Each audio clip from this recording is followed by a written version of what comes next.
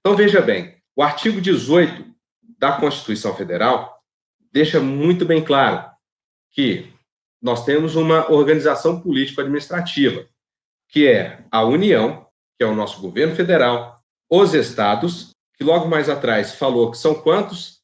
São 26, os municípios, o Distrito Federal, todos autônomos nos termos dessa Constituição. Vale lembrar, pessoal, que tem uma coisa que na lei, e isso se refletiu, inclusive na LDB, que é muito pertinente para a gente aqui.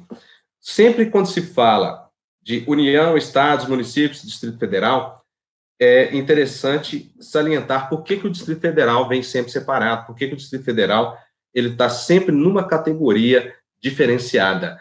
É importante lembrar que lá na LDB, quando a gente vem lendo o documento, tem lá, são incumbências da União com relação à educação, são incumbências dos estados, são incumbências dos municípios, inclusive tem lei nova que mudou. Eu postei um vídeo no YouTube agora há poucos dias atrás, por favor, depois que acabar a live aqui, vocês corram ali no meu canal e vão olhar a nova legislação que surgiu agora, dentro desse mês aí, viu? No início do mês tem uma lei que já mudou a LDB com relação a algumas questões lá na LDB.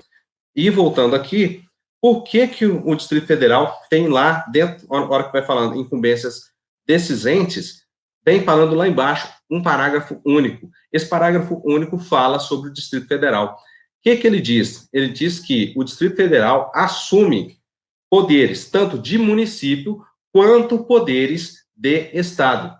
Então, não nos esqueçamos disso. Pode ser uma coisa pequena, um parágrafo único, entretanto, pode ser algo que nos pegue numa questão pouca, pequena e boba num concurso público aí.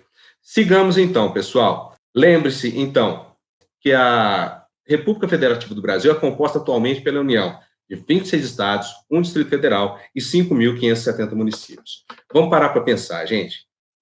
É muita coisa. 5.570 municípios. Para o pessoal, às vezes, que está fora de Minas Gerais, só aqui em Minas Gerais é muita coisa. É muita coisa nesse Brasil enorme, cheio de pluralidades, cheio de disparidades para se administrar, para se gerir, em todo e qualquer aspecto da gestão pública. Não é diferente na educação.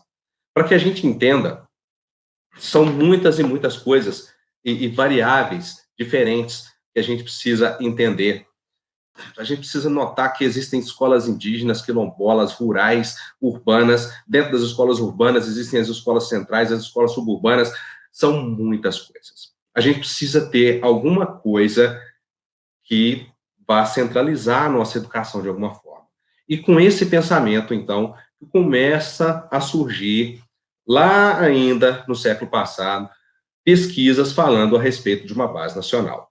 E essa base nacional começa, então, com alguma fundamentação teórica, sim, em função desses condicionantes, que começa, então, levando a responsabilidade da União para aprovar a Base Nacional Curricular Comum, que, a grosso modo, pode ser entendida nesse momento como a parte do currículo da educação básica em suas 3 etapas, na educação infantil, no ensino fundamental e no médio, que é idêntica em todos os pontos do nosso território. Vamos lembrar bem que é aqui que muita gente começa a confundir e por falta de prática, falta de convivência ainda, esse negócio está sendo muito novo, a gente começa a meio que ter medo da base. A base começa a ter algumas coisas, que é uma parte comum e uma parte diversificada.